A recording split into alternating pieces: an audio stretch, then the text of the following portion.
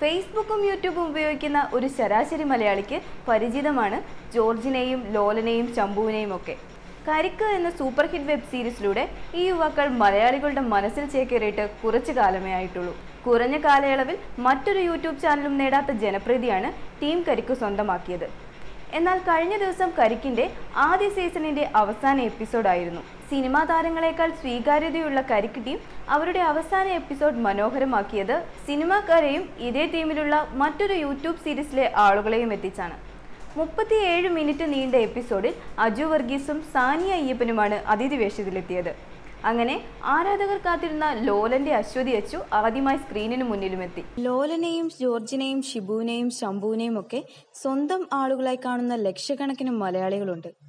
കരിക്കിന്റെ പുതിയ തേരാപ്പാര എപ്പിസോഡ് ഇറങ്ങാൻ മൊബൈലിൽ കുത്തി കാത്തിരിക്കുന്നവർ. അത്രയേറെ ജനകീയമാണ് കരിക്ക് പ്ലാറ്റ്ഫോമിൽ നിന്നിറങ്ങുന്ന മിനി വെബ് സീരീസുകളെല്ലാം.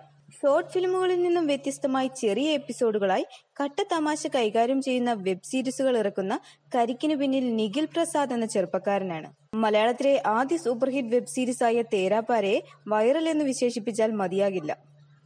സംവിധാനവും രചനയും ആശയവുമെല്ലാം നിഖിലിന്റേത് തന്നെ.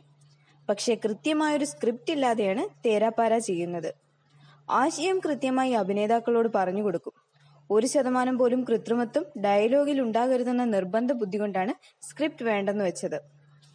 കോമഡി പറഞ്ഞു മലയാളികളെ ചിരിപ്പിക്കുക അത്ര എളുപ്പമല്ലെന്ന് മനസ്സിലാക്കിയ ടീം അതുകൊണ്ട് സിനിമാ ക്ലീശകൾ ഒഴിവാക്കി. ദ്വയാർത്ഥ പ്രയോഗങ്ങളും രാഷ്ട്രീയവും മതവുമെല്ലാം പൂർണ്ണമായി ഒഴിവാക്കി. തമാശകൾക്ക് നിത്യജീവിതത്തിൽ നിന്നുള്ള സന്ദർഭങ്ങൾ മാത്രം നൽകി. ഓരോ എപ്പിസോഡ് കാണുമ്പോഴും ആളുകൾ ചിരിച്ചുമറിയുന്നതിന്റെയും അടുത്തതിനായി അക്ഷമയോടെ കാത്തിരിക്കുന്നതിന്റെയും കാരണങ്ങൾ ഇതാണ്. എന്തായാലും അവസാന എപ്പിസോഡ് ആണെന്നറിഞ്ഞതോടെ ആരാധകരും ആകപ്പാടെ നിരാശയിലാണ്. എങ്കിലും അടുത്ത സീസൺ ഉടൻ എത്തുമെന്ന് ഉറപ്പു നൽകിയാണ് ടീം ആദ്യ season അവസാനിപ്പിച്ചിരിക്കുന്നത്.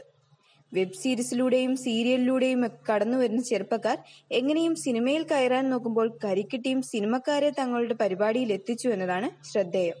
You're watching me on metromatney.com. metromatney.com. Subscribe for more videos. Subscribe for more videos. Subscribe here for more videos. Subscribe now. Thank you.